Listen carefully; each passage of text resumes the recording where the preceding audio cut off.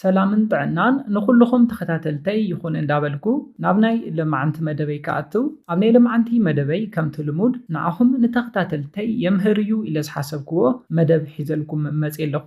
ናይ ልምዓንቲ መደበይ ዘልዕሎ ደቂ ተባዕትዮ ኣብ ናይ ፈለማ ፆታዊ ርክቦም ዝሰርሕዎ ጌጋታት ክንርኢና።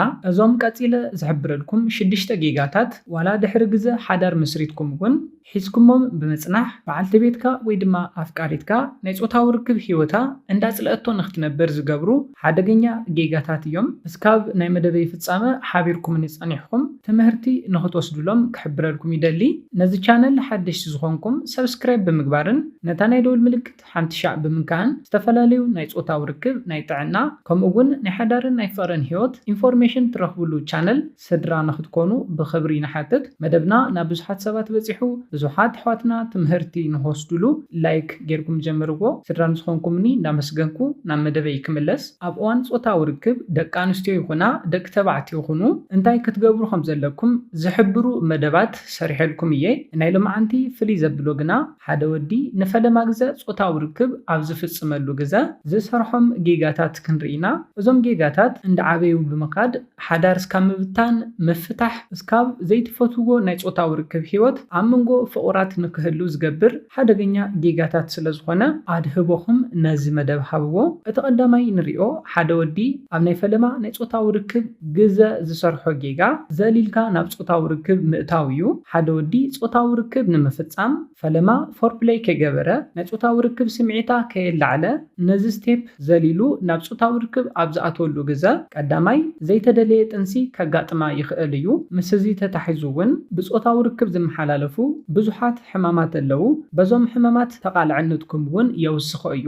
ካብዚ ብተወሳኺ ደቂ ኣንስትዮ ንፆታዊ ርክብ ቀዲመን ድልዋት ኣብ ዘይኮናሉ ግዜ ኣብ እዋን ፆታዊ ርክብ ቃንዛ ንኽስምዐን ይገብር። ስፔሻሊ እታ ጓል ኣንስተይቲ ንፈለማ ግዜ ፆታዊ ርክብ ትፍፅም እንተሃልያ ከም ናይ ምዕማፅ ቃንዛ እውን ንኽስምዓ ይገብር እዩ። ቅድሚ ፆታዊ ርክብ ንፆታዊ ርክብ ድልውቲ እንተዘይኮይና ቃንዛ ዝመልኦ ዕግበት ዘይብሉ ፆታዊ ርክብ ተሕልፍ እያ። ስለዝኾነ እቲ ቀዳማይ ትሰርሕዎ ጌጋ ዘሊልኩም ናብ ፆታዊ ርክብ ምእታው እዩ። ኣብ መበል ካልኣይ ንሪኦ ደቂ ተባዕትዮ ትሰርሕዎ ጌጋ ድማ ነታ ጓል ኣንስተይቲ ምግዳድ እዩ። እዚ ነገር እዚ ኣብ መንጎ ፍቑራት ጥራሕ ዘይኮነስ ኣብ መንጎ ሰብ ሓዳር እውን ዝረአ ጌጋ እዩ። ንፆታዊ ርክብ ብሓይሊ ብናትካ ድሌት ጥራሕ ክተግድዳ የብልካን። ምክንያቱ እንታይ እዩ? ናይ ደቂ ኣንስትዮ ኔቸር ቀስ እንዳበላ ናብ ፆታዊ ርክብ ስምዒት ዝኣትዋ ስለዝኾነ እዩ። ስለዝኾነ ኣብ ናይ ፈለማ ናይ ፆታዊ ርክብኩም ግዜ ክተግድድወን ክተጭንቕወን የብልኩምን። ብዝተኸኣለኩም ዓቕሚ ንዓርሳ ሪላክስ ጌራ ንፆታዊ ርክብ ሬዲ ኣብ ትኾነሉ ግዜ ጥራሕ ፆታዊ ርክብ ክትፍፅሙ ኣለኩም። ኣብ መበል ሳልሳይ ንሪኦ ደቂ ተባዕትዮ ኣብ እዋን ፆታዊ ርክብ ትሰርሕዎ ጌጋ ድማ ኮንዶም ዘይምጥቃም እዩ። ኮንዶም ካብ ብዙሕ ነገር ክከላኸል ዝኽእል እዩ። እቲ ቀዳማይን ኣገዳስን ድማ ብዙሓት ደቂ ኣንስትዮ ዝፈርሕኦ ዘይተደለየ ጥንሲ ከየጋጥመን ንምክልኻል እዩ። ነዚ ድማ ኮንዶም ተጠቒምኩም ክትከላኸልዎ ትኽእሉ ኢኹም። ብዙሓት ደቂ ተባዕትዮ ንፆታዊ ርክብ ብዘይ ኮንዶም ከስተማቕርዎ ይደልዩ እዮም። ኮይኑ ግና ዘይተደለየ ጥንሲ ንኸጋጥመን ዝገብር ንስኹም እውን ከይተዳለኹም ቆልዓ ንኸይትወልዱ ኮንዶም ክትጥቀሙ ኣለኩም። ካብዚ ብተወሳኺ ንፈለማ ግዜኹም እንተኾይኑ ብዙሕ ከይተፋለጥኩም ፆታዊ ርክብ እንተፈፂምኩም ናብ ዘየድሊ ናይ ፆታዊ ርክብ ሕማማት ትቃልዑ ትኽእሉ ኢኹም። ኮንዶም ድማ ካብዚ ኩሉ ነገር ክከላኸለልኩም ዝኽእል ኣገዳሲ ነገር ስለዝኾነ ተጠቐምሉ።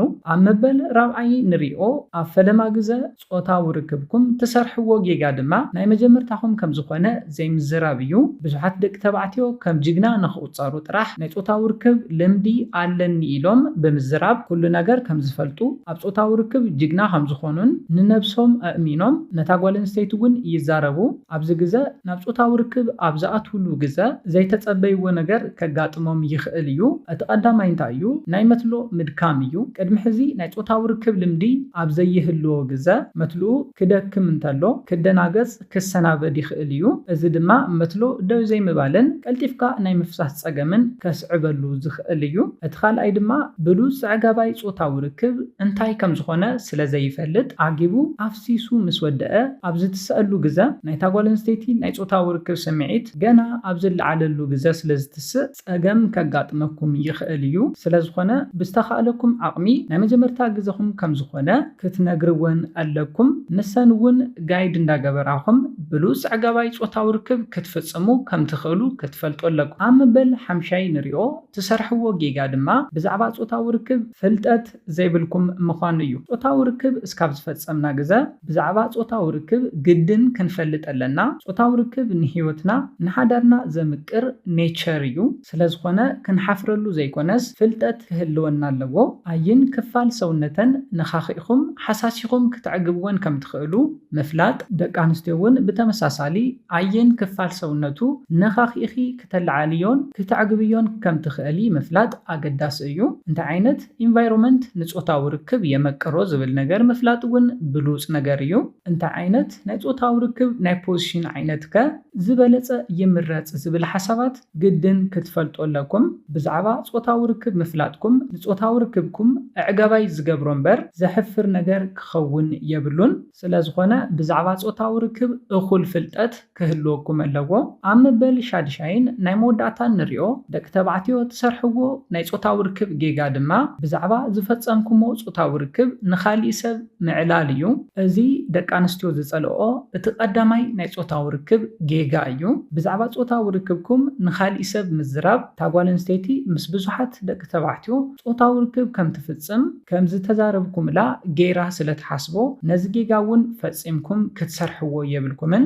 ስለዝኾነ ነዞም 6 ዓበይቲ ጌጋታት ትምህርቲ ወሲድኩም ምስ ኣፍቃሪትኩም ምስ በዓልቲ ቤትኩም ትፍጽምዎ ናይ ጾታዊ ርክብ ሂወት ብሉጽ ኣዕጋባይ ክኾነልኩም ይምነ።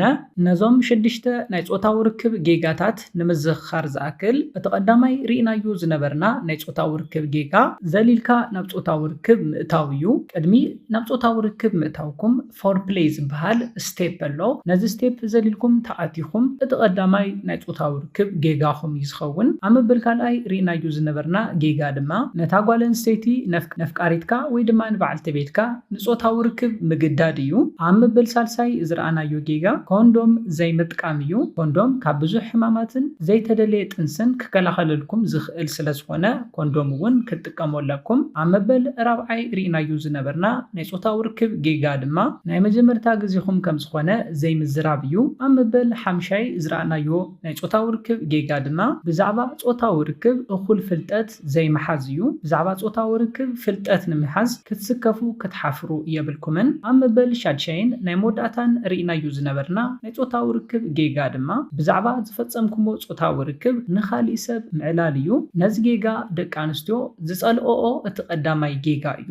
ስለዝኾነ ነዚ ጌጋ እውን ካብ ምፍጻም ክትቁጠቡ ኣለኩም። ነዚ ኢለ ናይ ሎማዓንቲ መደበይ በዚ ክዛዝም ካብ ናይ ሎማዓንቲ መደበይ ዝኾነ ሓድሽ ነገር ከም ዝሓስኩም ተስፋ ይገብር። ነዚ ቻነል ሓደሽቲ ዝኾንኩም ሰብስክራይብ ብምግባርን ነታ ናይ ደወል ምልክት ሓንቲ ሻዕ ብምንካዕን ከተተባብዑናን ስድራ ክትኮኑናን ብኽብሪ ንሓትት። መደብና ናብ ብዙሓት ሰባት በፂሑ ብዙሓት ኣሕዋትና ትምህርቲ ንኽወስድሉ ላይክ ሼር ምግባርኩም ኣይትረስዑ። ሓሳብ ርእቶኹም ንቻነልናን ንመደብናን ንምዕባይ ስለ ዝሕግዘና ሓሳብ ርእቶኹም ብኮሜንት ተብፅሑና። ብኻሊእ መደብ ብኻሊእ ሓሳብ እስካብ ንራኸብ ሰላምን ጥዕናን ንኹላትና ይኣንየለይ።